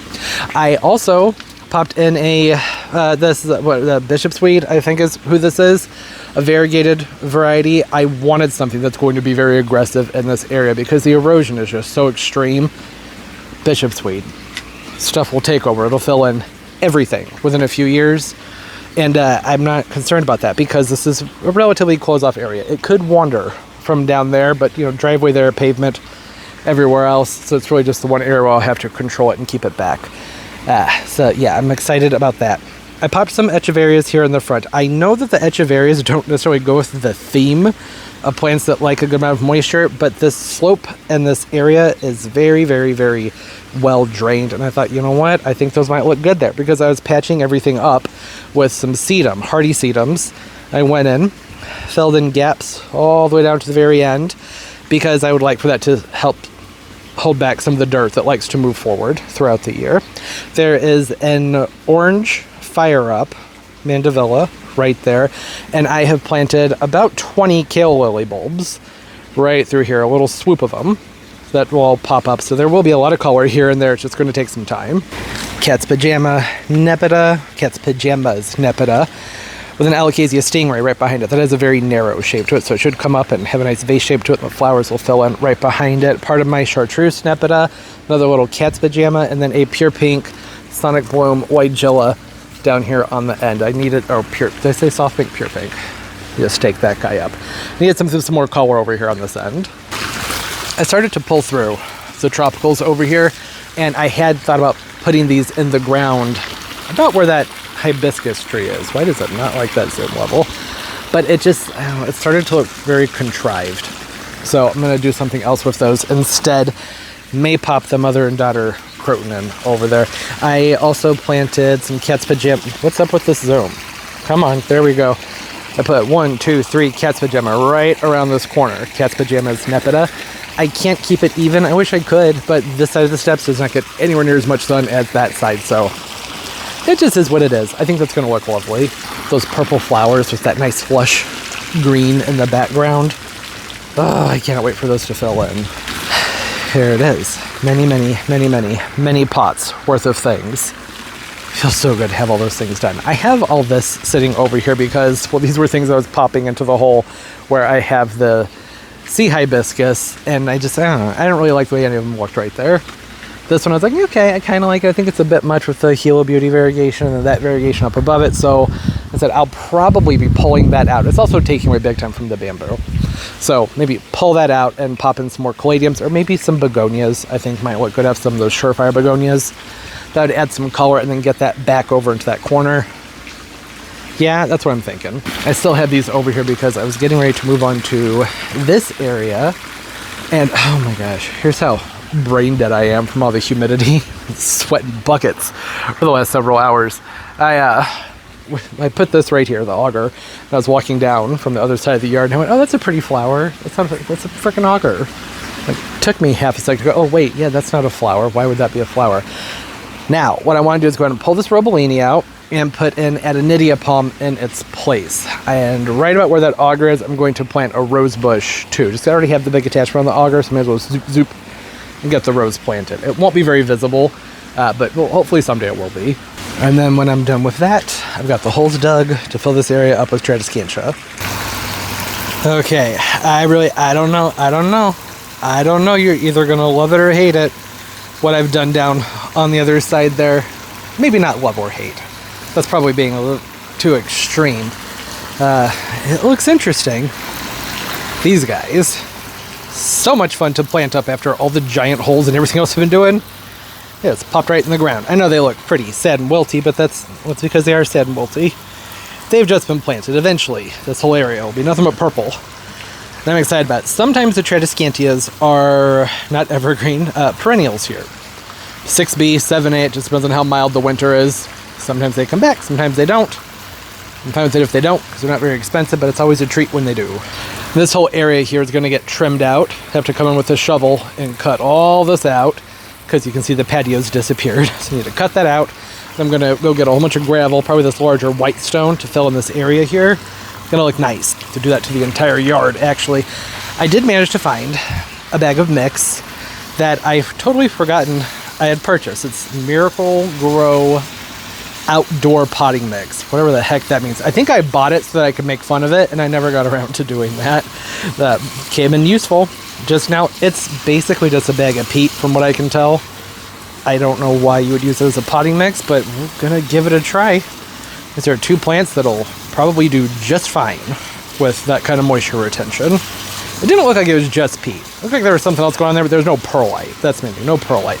I did the hibiscus braid in here with a mini Vista hot pink in the bottom, and that's only because I had one of these Vistas left and it was just bugging me. I wanted to get everything that was down there taken care of. So now it is taken care of. I have a rose back here. There's the tag. That's not very helpful, is it? It's reminiscent coral. Very pretty rose. It's bloomed its head off so far this spring. I think that'll be very nice filling in this area. I got some banana pups planted up back here, Balbasianas. right there. Not looking too hot, but they will. They just got planted up. And then I had to pull this ginger out. It's the afternoon and it's mad. It just gets mad in the afternoon. Had to pull it out in order to get this palm tree up here. I don't know what I was thinking. Was I thinking I could pick the 30-gallon pot up and lift it up there? No way. Well, I got it up there. I have freckles sitting over here. Don't know if that's going to be permanent or not, but I kind of like it. But that's just because I enjoy having freckles around. Freckles, this is Croton Freckles. If you're wondering why I keep calling it Freckles, it's because that's the name of the type of Croton here. It needs a heavy prune, and I just thought, well, this spot gets a good amount of sun, so it's going to be a good place to keep it if I do give it that prune, because it's going to, have the right light to flush back out and look nice. And then my ultimate goal here with this was to get it positioned so that you couldn't really see that pot. I think it's fairly well hidden in there. I'm going to get this top dressed with some soil when I have some more soil. And it is leaning, and that's because I couldn't get it straightened out. So it has a lean to it, and I don't care. It's not bothering me. I did end up using the skinny Edenity I mentioned earlier, using a different Edenity. I was like, hey, I like this one I don't like. This is the one that I was saying I don't really care for. But I've really grown to having the other one down where it is. I didn't want to put it over here. And this one is more on the scrawny side, and I would like to see it develop a more heavy canopy, and I think that this would be an ideal location for that. So here it is. You can see the pot, but it's not really very obvious, right? I have you guys up here about eye level, so you can kind of see it, but it's not so much. And I could always fill this up with some annuals or something up top and just embrace it being a planter. That's an option, but right now, just gonna leave it be. Oh, I added Awesome Pretty Limits oleander back here. It looks funny because I had to stake it up because it's got some wonky growth habits to it. I love the way an oleander looks, just like with the dune grass here coming over an edge. And by edge, I mean a walkway, something like that. It's just breezy and pretty. It's supposed to be a good flowering type, the Awesome Pretty Limits. We will see about that. It also needs a cutback. I think I need to cut it right around, probably here. Just chop it out and let it flush back out. For now, I'm just going to leave it right there where it is. And I don't think anything new happened over here. I want to say I'm done with this spot. I'm still contemplating probably moving that sea hibiscus and putting it back over into that corner. But it's just something to think about, right? I'm going to have to get a sprinkler set up, get all this watered in, have all my refuse here. I like to let it pile up. Oh, this is the stuff, the organic outdoor potting mix. Quick release, natural fertilizer. Feeds up to 2 months. I don't know, you guys. I don't think it'd be worth getting, but hey, got the fertilizer in there, and it just says age forest products, peat manure. Okay. I mean, hey, maybe it won't be that bad. Who knows? I think if anything would like it, it might be the hibiscus. So we will see. Anything new? No, nothing new. Didn't change anything over here. Slightly reorganized, not that much. I think that this looks good. I do like this. And the palm tree having that curve to it, except it's really not bugging me because it just looks like a palm tree with a curve to it. Makes sense to me. It's all the old drip stuff I need to cut out from in there. Now let's have a look at the view walking in. Let's see. Just pretend everything's picked up, okay? Okay. Yeah, I like it. I think that looks nice. I really like the coconut palm popping over the edge there. I think it naturalizes things. Going to be more color once this bromeliad gets some more sun. That'll start to get more of a red hue to it. And you're going to have the pops of pink in there, but it's not just like exploding in your face. Washingtonia will get moved, but right now that's fine. You come in. Oh, look at the pretty pineapple lily. That red is mirroring the red on the other side from the bromeliad, which I think is just perfect. I love that. And you have the wispy dune grass, the oleander above it, and then the palm. Yes, this is good. This is good. I'm very happy with things. Very, very, very happy. And it just feels good to be getting stuff planted, getting stuff off the patio, and able to move forward. So next, and by next I mean tomorrow, I'd like to move on to over here. Utah, I've been working my way like down there. And then over into this area. Oh, there's the other end. See, I didn't want to, I really like it. I like having it down here.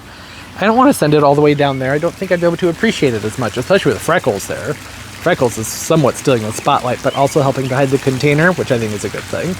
I may try and straighten it out. From the other angle, it wasn't bugging me that it was at a curve, but from down here, it's kind of bothered me. I don't know what that looks like from some other directions on the patio. No, it doesn't bother me from over here. It doesn't bother me at all. Interesting. Okay, well, maybe I'll just leave it. It looks so much smaller from down here.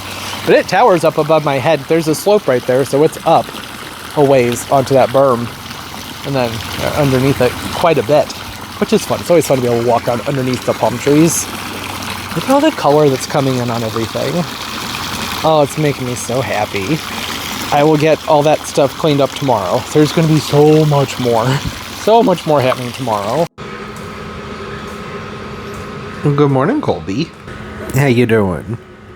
Handsome tortoise. Oh, good morning, Pumpkin. So nice to have you around, Pumpkin, not hiding from the camera. You too, Floof. Morning. Making my tea. Pulled my peppers out of the arrow garden. I never gave an update on this thing, so here it is. It did great.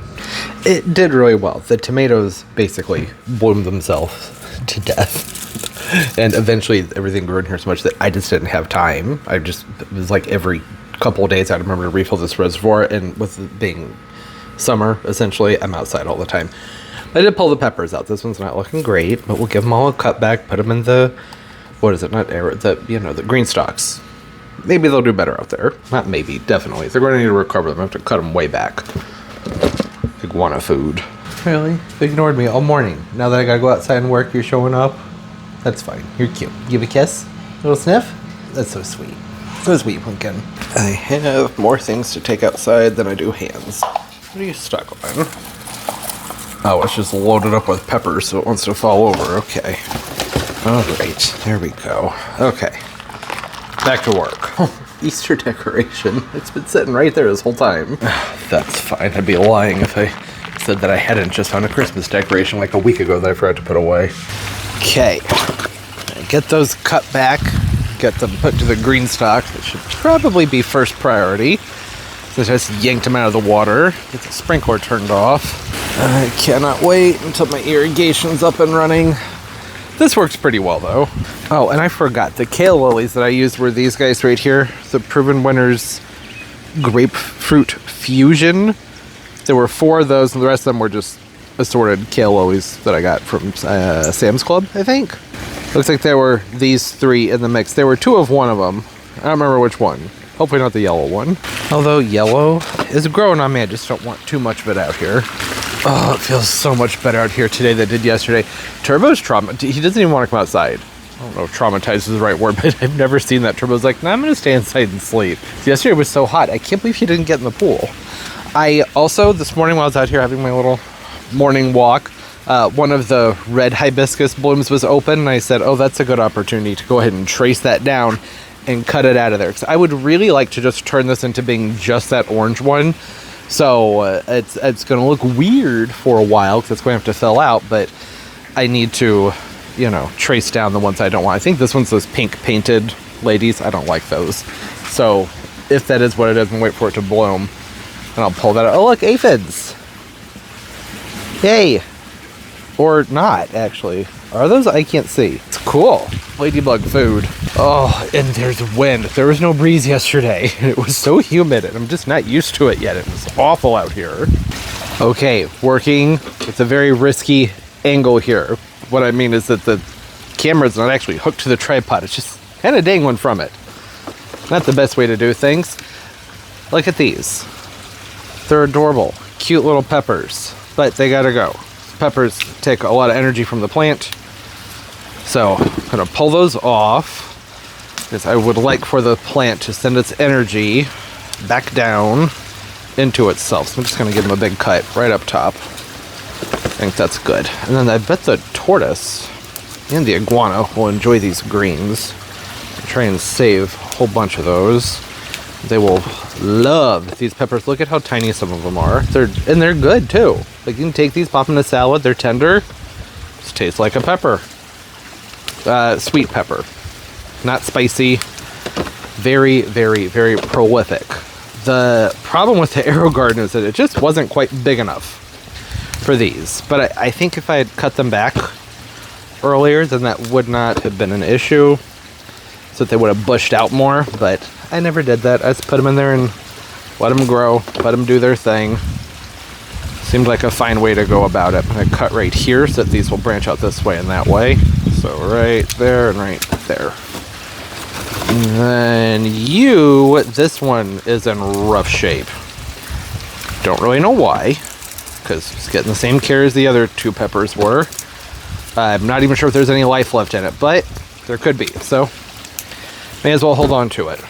See if we can't breathe some life back into these. They're going to go through a transition. So these roots haven't been used to having to deal with any type of texture like you would have in a soil. They've just been dealing with water this whole time. So they're probably going to have to regrow some roots. I will just gently, may as well just peel that off. Oh no, that's not too harsh of a material. I'm going to leave it. That's not going to be a problem. It should disintegrate. I'm just going to go pop in the green stock now. Okay, I'm thinking it's time to go ahead and pull the carrots out of here. At least get a couple of them out because they weren't even put in here properly to begin with. I started them in a cell pack and then transplanted them. I just thought that my nephew would have fun with them. I'm pretty sure that these are done. Yeah, that feels soft and squishy. So, didn't even really get a carrot out of that one. It's just developed into its own little fun, quirky looking guy. Huh. Give it back to nature. Put it over there. They weren't in here for very long either, so what is that? A little piece of oregano sneaking through, that's fine. They weren't in here for too long, so I'm not really worried about them having pulled up very much as far as nutrients go. Everything should be fine as far as that's concerned. I used a really rich soil here that was heavily amended. All right, what about the other carrots? Let me see here. Yeah, don't start your carrots in a seed cell. Direct sow them. I mean, there's kind of a carrot here. Yeah, but you know, they're weird and they're deformed and you gotta thin them out. Hey, it was fun. Fun experiment, and the animals will enjoy them. Can feed them to all their critters out here. Okay, and that's enough of all that. I'm gonna get all these things chopped up and then fed out to the animals at my recycling on one side and my potting things on the other side. And then food for the iguana and the tortoise in there. I'm going to cut this stuff up, give that to them, and yeah, we will start planting things up. I am so looking forward to, because today is so much more pleasant than yesterday, and can start to get creative now. Yesterday was the suck of the work because it was just so much digging and planting and moving things around. And it was a lot of little things that you couldn't even see them. They're just bulbs. So many bulbs and tiny things in the ground over there now, which is great. But, you know, you gotta wait to see anything fun from those. I think this is where we'll pick up, probably. It's right in here. I need to get this planter taken care of and start getting the plants pushed back in here and then move down from there. Well, I suppose before I move on, we should talk about the propagation with these. So the longer stems with these peppers, I did clear off the bottoms and then cut the tops. Already did it with bigger stems. And pop those down to the soil because, well, you can root them and they will grow.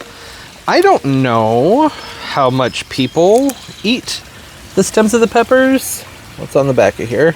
Nothing. Okay.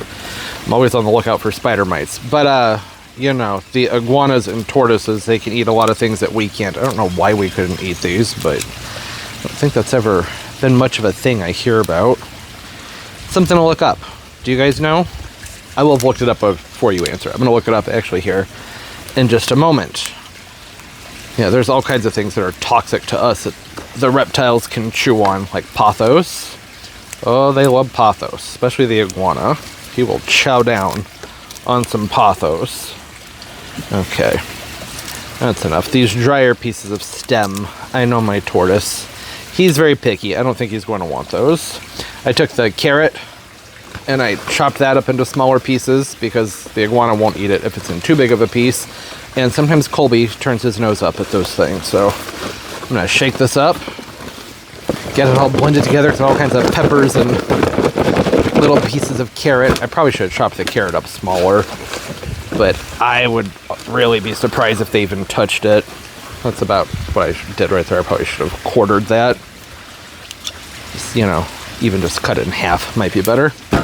Notice that sometimes with the picky eaters, cutting the food up small helps a lot. The iguana is not a picky eater. The tortoise, Colby, he is a picky eater. Although yesterday when he was out here wandering around, he decided that he really enjoyed the Lismachia, that really nice, expensive, like $10 annual that I bought 4 of.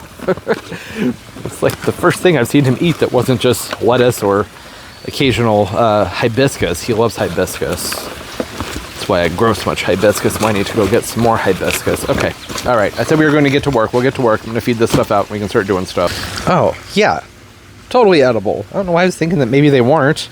In all kinds of Asian cuisine, the pepper leaves. All right, Colby, where are you? You're hanging out under the cat tree, huh? Okay, come on, bud. I'm gonna go outside. He heard me. He knows what we're doing, but I'm just waiting for him now. Come on, Colby. Let's go outdoors.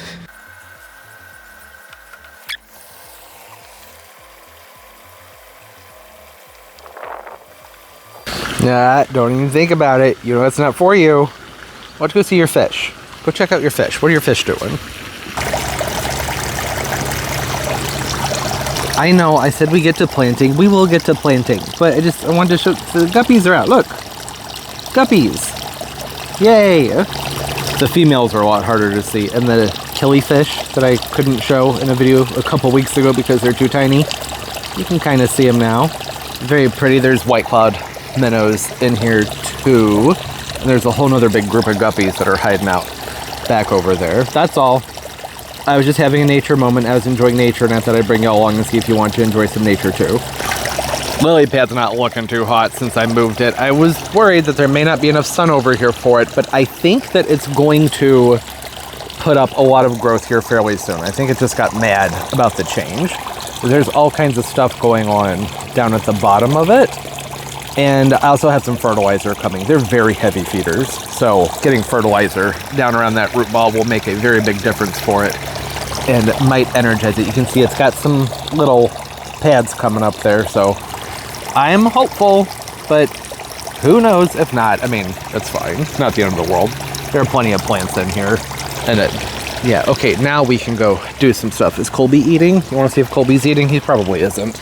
He likes to come out and lay out in the sun for a while and then explore and do anything other than eat the food that I give him. Yeah. Oh. There he is. You liking that Lismachia, huh? That stuff was really expensive, bud. I'm sorry. You can snack on just about anything out here, but not this. This was pricey. I'm just gonna stack them up over there. Whatever you can reach, you can have. But why don't you go eat all the peppers and all the goodies that I got for you? Why would I eat the peppers when there's a $10 annual over there that he can chew on, right? He's just encouraging them to grow more. That's all. It's being a good pruner. It's helping out in the garden. Okay.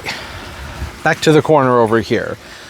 I want to take it easy with planting this thing up, only because it ends up not being that visible unless you're standing right here. So I want there to be some interest when you're right here or right there coming up. But otherwise, hi Turbs, how you doing, baby?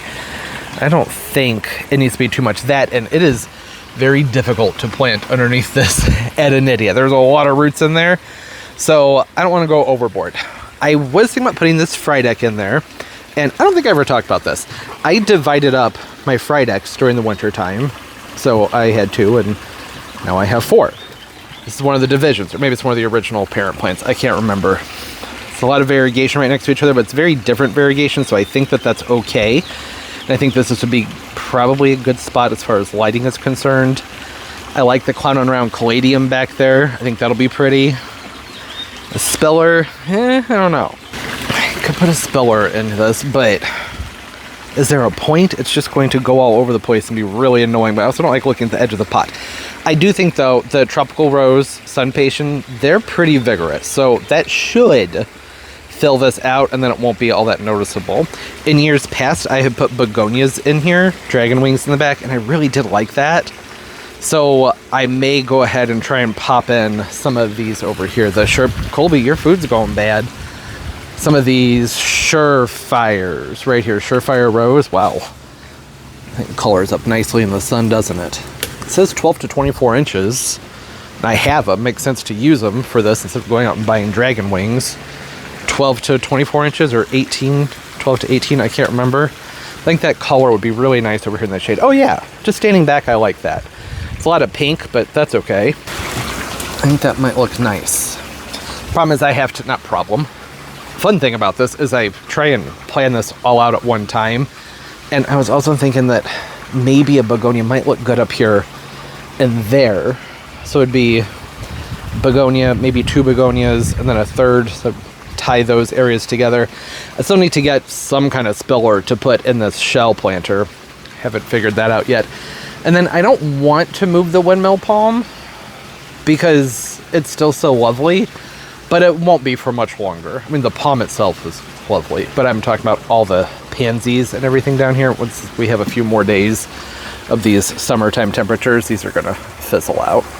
So I may as well go ahead and move this and get it set up for summer. The sensor's broken. This is one that's always telling me that it's like 1300 degrees outside. Did not have good luck with the Govee sensors this year.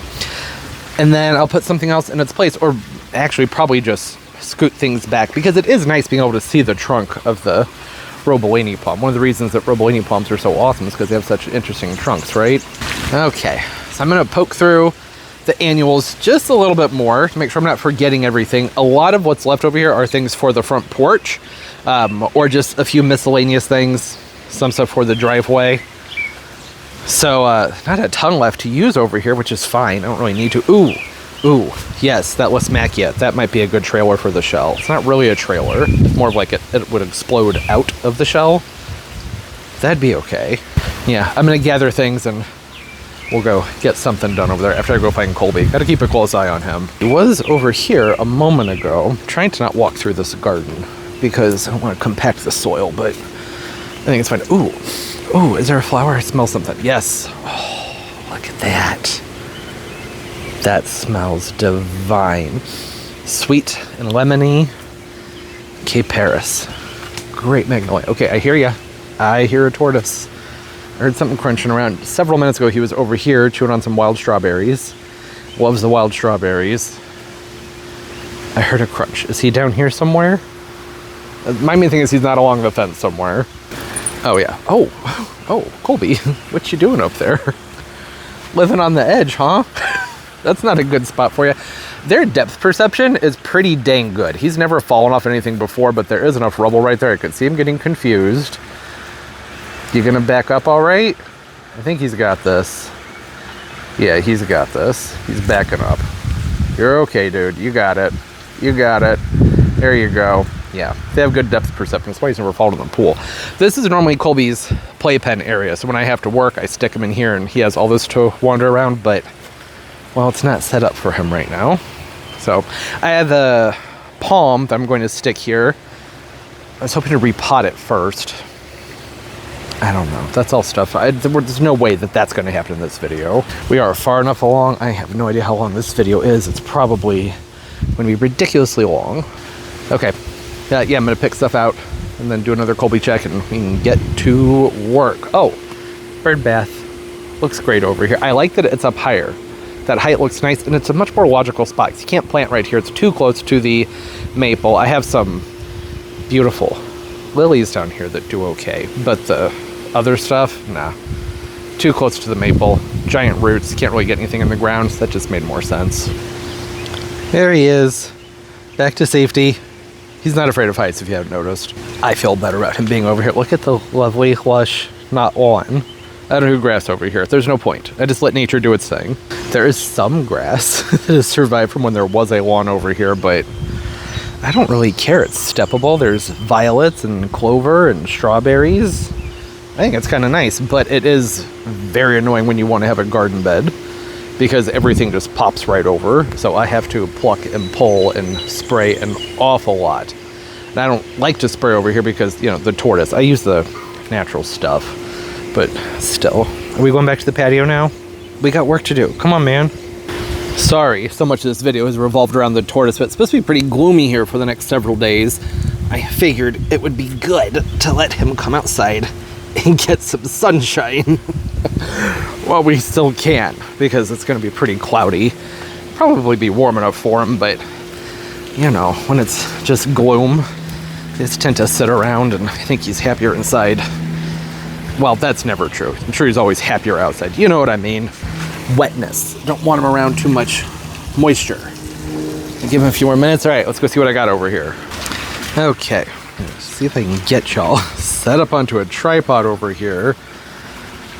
Somehow, you would think it'd be easy with this space over here, but not quite. Okay, I wasn't prepared. Here we go. I have some plants, fun things picked out. I don't know if I'm going to use this or not. I love this plant. It's the lemon licorice helichrysum. I just feel like that looks so good right here. It softens everything up, but it is going to stick out everywhere. And this is where it would need to be. I'm going to have plants piled up in front of this, so there's not a lot of reason to plant anything in the front that's going to stick out. It needs to grow up. Anything that's in the front needs to be growing up and outward. Here we go. Okay. Give it a little bit of a turn. Yeah. Alright, you can kind of see what's going on here.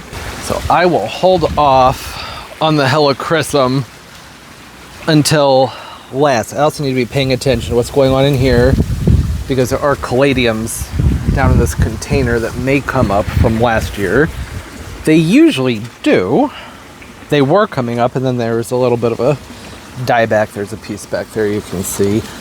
Let's see here. The Frydek I would want probably positioned like so. I also need to keep in mind how much sun will this get in the afternoon. The canopy up there isn't all that broad, so it might need to go more like maybe into there. That's probably better. Clowning around caladium. Keep talking about it. One of my faves. It is going to be very difficult to get this planted back here because there are so many roots. I may have to trim. Oh, I'm definitely gonna have to trim the roots down on this one to make it fit into the space back there. You can't see what I'm doing. Right in here is where I would want that. It's so tall. I can't put it in the front. I guess I could. I'm probably gonna put other things in the front that are tall, but I like the way it looked from back there. Yeah, there's not much space to work with back here in this spot. So going to have to tear at the roots some, and that's okay. I'm gonna snap this inflorescence off. Don't need that. Putting a lot of energy into flowering, which it doesn't need to do. You can see all this stuff on there. I can clean a lot of that off. A lot of that can go. Get that peat off of there. The main thing is I want to make sure it's planted to that same level. And this will be good to go. Man, this is a lot. I'm going to try and squeeze that hole. I can do it. I've done it plenty of times. The main thing is that it's going to need to stay very moist so it can recover properly. It may slow down for a little while, and that's okay. With that. So much peat. Just pot it up and straight up peat. That's okay. Happy to get that peat out of there, and the peat's just going to help this pot retain moisture if it works its way down. This container has so many roots in it because this palm's been in for such a long time. That moisture retention is always something I have to think about with these palms. They've been in the same container for a long time. Moisture retention and nutrients. So I top dressed this container heavily this year with, I used citrus tone because that's what I had, and a little bit of biotone starter because I had just some of that left, and then a good probably inch of compost, although it was land and sea compost, which I don't know if you can tell these bark chips on top. It's basically mulch, but I do like it. The moisture retention has been really great on it, so that's what's going on there. And I did that when these were delivered. That was about 10 days ago. So these have had some time now to allow a lot of that stuff to seep down into the container. That worked out really well, I think, because if I had come in here and just started planting straight off the bat, it would be more a matter of having to be very careful at making sure I'm also amending down below as I'm going. But this way, everything has had some time to work itself down and for those new nutrients to make their way down into the more barren soil. Sunglasses fell on my face. Okay, so that's still up a little bit into the white, but I think that that's fine. Not going to hurt anything. And this is probably going to maybe have some dieback, like I mentioned, because of the roots being messed with, but I doubt it will be anything too severe. Okay, now the sun patient. Right around there, I'm thinking I want that bit of color right here along the side of the step. I think that would be nice. This one Yeah, that's going to be more of a challenge to get in there, but you just saw we can hopefully make that work. It's just gonna be a matter of trying to get a hole big enough. Oh, we have a stalker. Hey, kitten.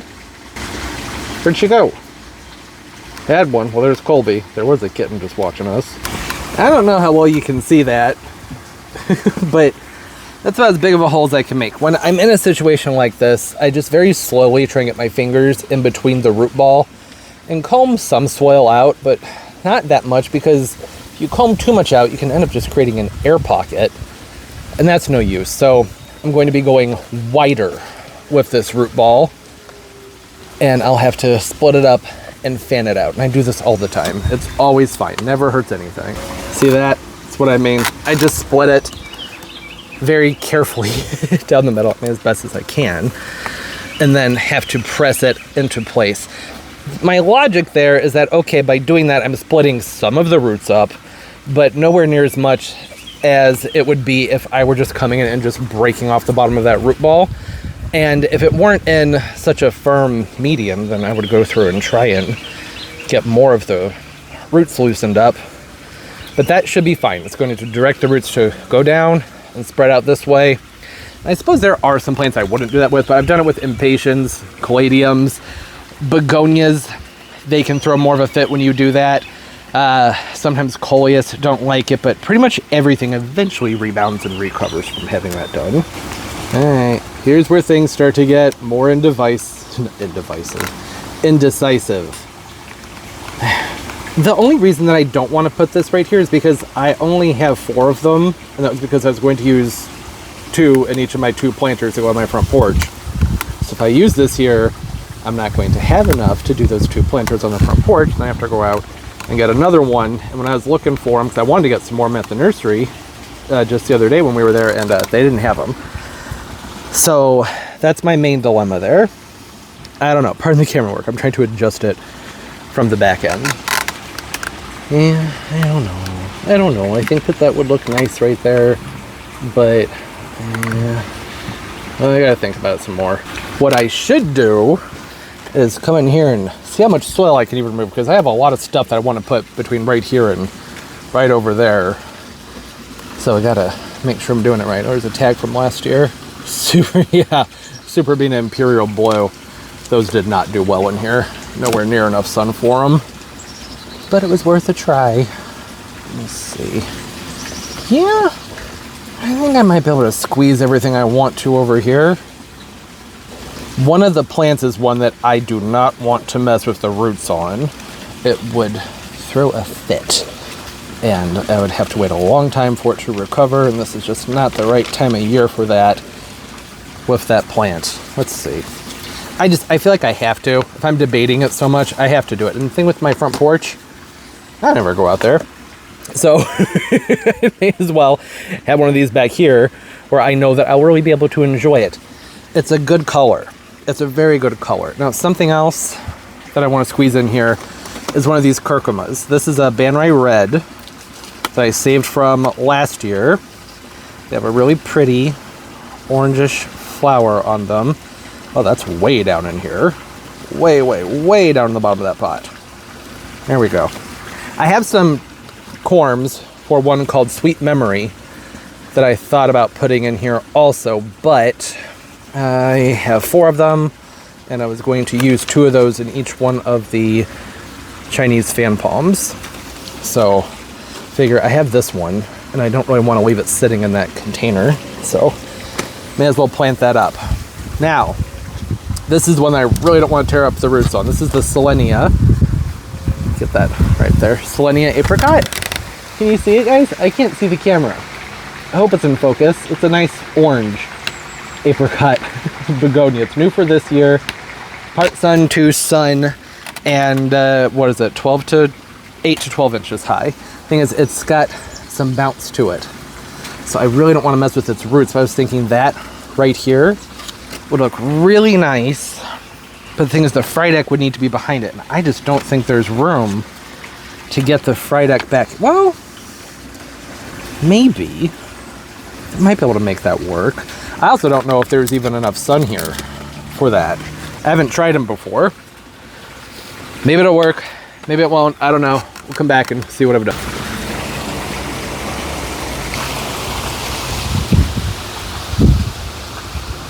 I like it. I know it's uneven. So here's the situation. There is never a good view of this side of the container. Ever. You can never see it because these gingers, they start to come forward a lot. These still have another good 3 feet to go, probably. And then I'm going to have heliconias up here. And those are going to come up and block that side of the pot. And there's also a whole bunch of caladiums in there from last year that are trying to come up. So I'm hesitant to put much on this side of the container. But I was thinking about maybe popping in a strobilanthes, one of the Persian shields, that nice purple color. Might look really nice right back here, coming up. That would look pretty. There's a light up there that I need to change. I need to change those lights out. That would reflect things nicely. So that's something to think about. Actually, I'm probably going to do that. I have Pakistani's Lutea in the front. I needed something in the front to be tall because, again, there's going to be... Oh, tripped over seashell thing there. Heliconias, probably about that high. So that's why a lot of what's going on over there is thinking more about the view from the steps and from inside. I walked in and out a few times because you aren't going to be able to see that much of it from over here other than what has the height on it. So the Pakistani's is right here. This may end up coming, well, it probably will. This spot's not a ton of sun though, but it will still probably come up about yay high and may end up blocking that caladium. I don't know. I went with the clowning around in here because, well, one, I just love it. I think it's a very pretty caladium. It's cute. But also because it seems to have some good height on it. That's its height in its nursery container, so I'm hopeful that it will continue to have that nice height.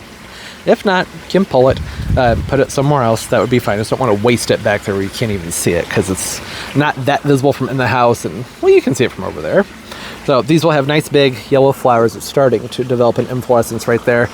They come up in yellow inflorescence with the white. I think I have some. Let me show you. Oh, I know I have some. I just didn't know whether or not they had good enough blooms on them to make a good example. Gotta be careful over here. Little baby doves are fledging. So this is it. That's the Pakistani's. And they're doing okay with the light that they get underneath this hydrangea. So they get some light that comes in from each direction, but still a decent amount of shade, but enough sun to curl the leaves. I think a lot of that's left over from the nursery. So it looks like the newer stuff might be... No, that's still curly. Well, I think that will be a good plant for that location. Oh, did they fledge? They fledged. I thought I saw a couple of birds fly out of here this morning. It's insane how fast they grow. I was hoping to let you guys see the family photo before they left. This Flower and her babies have moved on. That always makes me paranoid. I feel like I need to go check the pool, make sure none of them are in the pool. But I swear I saw 2 birds go flying out earlier, and they looked kind of small, so... Yes, they're gone. You come up and have a better look. Anybody in there? I don't think so. They grew so fast. Now, the first clip you saw of them, was that even in this video? This video has gotten so long, I can't even remember. But the first clip you saw of them was from about 10 days ago. Oh, I didn't realize that this was a communal treat. You're not going to be able to see this guy very well. See his beak? Some kind of finch. Okay. Well, that's fun. Okay, they're all grown up. ADD moment. I'm going to check my skimmers, make sure there aren't any baby birds in them. We'll get back to that planter. Okay. That's great. Nothing in the pool. That makes me feel better. I always get nervous when they're hanging out over there by the pool. Yeah, and then you may have also noticed that I didn't put these Surefire begonias in there. I just think it would have looked weird. It's just too much different tones of pink, right? Between the caladium and then the impatient and everything. I don't know. Wasn't crazy about it, so didn't do it. Hey, Floof. How you doing? I did manage to get the Selenia apricot in here. I just love these colors together. This is a very loud and extreme plant. That's why I don't plant a ton of these tropical rose variegated sun patiens, because they're very loud. Very, very, very loud. And the variegation, I think, can sometimes have a warming or drying effect. It's not a very cool tone, and that's why I wanted this in here. This shade of green to me is very calming and cooling. Same with that apricot that's over here, and that should, I think it'll deepen up to a slightly more orange flower. The cool tones, I think, help calm everything down, especially with the variegation that's over here on the Friedeck that I think will be good in this container. I don't know, I've had them in all different kinds of light. A leaf like this may as well trim that off, right? No reason to hold on to that one. Get it out. I should use snips if I'm doing that so I can cut it down all the way. But yeah, I think it's good. I really like it. I know it's weird to not have anything on that other side, but like I said, I think that I will put a strobilanthes in this corner over here. That'll be a nice contrast to everything. I just don't want it to be like way too heavy with colors and foliage, even though I like that. It's just there's so much variegation. We have variegation right here, variegation with the Frydek, variegation in the caladium, and then there's variegation in the strobilanthe. And the strobilanthes, even though they really usually can go part shade to part sun, sometimes even sun, depending on your climate, they do tend to still stretch for the sun. So that's my only hang about putting it back here is it's going to stretch for the sun. Although so is the caladium. And like I said, the sun patient, they can go shade to sun. There should be enough light here to keep it looking pretty good, but it won't be as nice as if it would be just planted out in the front of the bed with everything over there. And I think that's fine. I'm going to like it regardless. And then the ginger right here. Last year I had this in here, but it was over there. And you couldn't see the flower on it because everything had grown up in front of the container. So I put it over here where we'll be able to see that. I don't know what's going to happen with the begonia. It's a tuberous type. And I did have to mess with the roots some. They don't always do well for me, those tuberous begonias. So I'll just have to wait and see. I thought about putting this one in here, but I feel like that'd be a waste. Wouldn't really be able to see it. And there's already so much variegation over there. Oh yeah, the wind knocked over the Eureka palm, and that's fine. It can stay there. Seems happy in that spot. If you know what I'm talking about, strobilanthe, that's the Persian shield. Yeah, I do like that. I also thought about maybe putting a bunch of curcumas in here. Let me show you. Different form of curcuma. The thing is, I only have the one, and it seems to be pretty happy over here. One of these guys. I could probably divide it up. I think that color would be really... There's a spider wing on my arm. I think that color would be really good over there. And it is going to be challenging to get this potted up in here, but I do think that it would look good over here with everything. Once I get around to doing this one. Yeah, I'm really liking it. This doesn't look like one where I could divide it up and the divisions would do very well. It's in there pretty tightly. I had also thought about, I only have the one of these, but if I had 4, that'd be great because I think that one of these is a centerpiece. These containers would be frickin' beautiful. Then over there in the queen palm, and then over here, same thing. I think that purple really rounds things out very, very nicely, and I would probably really put it in place of the Benrai red curcuma and let that purple be right around here with the yellow and the orange and the pink. Oh, it's something to think about. Well, there's still time. These will show up at the nurseries, at the big box stores, so I could go ahead and use it and just do the other ones at another time whenever they show up at the nurseries. Usually around mid to late June, they start to have those. So yeah, that's where I'm going to wrap it up. This video has gotten incredibly long. I don't even know how long because I haven't edited the little montages of planting things up yet, but I know that we are well over an hour and a half, probably pushing 2 hours at this point. So I'm going to stop. I wanted to go through and get all of these things done, but really from this point on, I need potting mix for most things. There's still a few things I'd like to get potted up or planted up. The button bush, the Ponceris, the trifoliate orange, but we've done enough, right? I think that we're probably all annoyed and done, right? I mean everyone watching and myself. So hope everybody's doing well, having a great day, a great life, and everything's just going absolutely beautifully for you. Yeah, feels good to have gotten so much done. I'm going to give Freckles a cut back. I'm just not ready yet. Have an event coming up here. There's going to be a lot of people back here in the garden in a couple of weeks, so I'm going to wait until after that to do the cutback because, it's just going to be sticks once I do that cutback. So I'm going to wait. And hopefully this oleander will straighten itself out, and if not, I'm going to give that a cutback too. And then I'm still playing around with the idea of probably moving this guy because it looks off to me. I like everything that's over here, but there's something about it that's bugging me. I think that's partially because things are planted in a straight row here, and I don't like that, but I need things to be open enough for, well, one, there's a hydrangea back there. It needs to be open for that. And also that bishop's weed needs space to fill out. And then there's all those caladiums back there, big types of caladiums. So I think that things just need to fill out some more, and then I'll be more into it. But this guy, I love it, but I don't know if I love it right here. And I would like to have a better view of the bamboo. It's so yellow and orange. It has a great color, and it's really blocking it. So let me know your thoughts on that. And we'll be seeing everybody in the next one. All right, as always, and most importantly, everybody, keep on growing. Bye.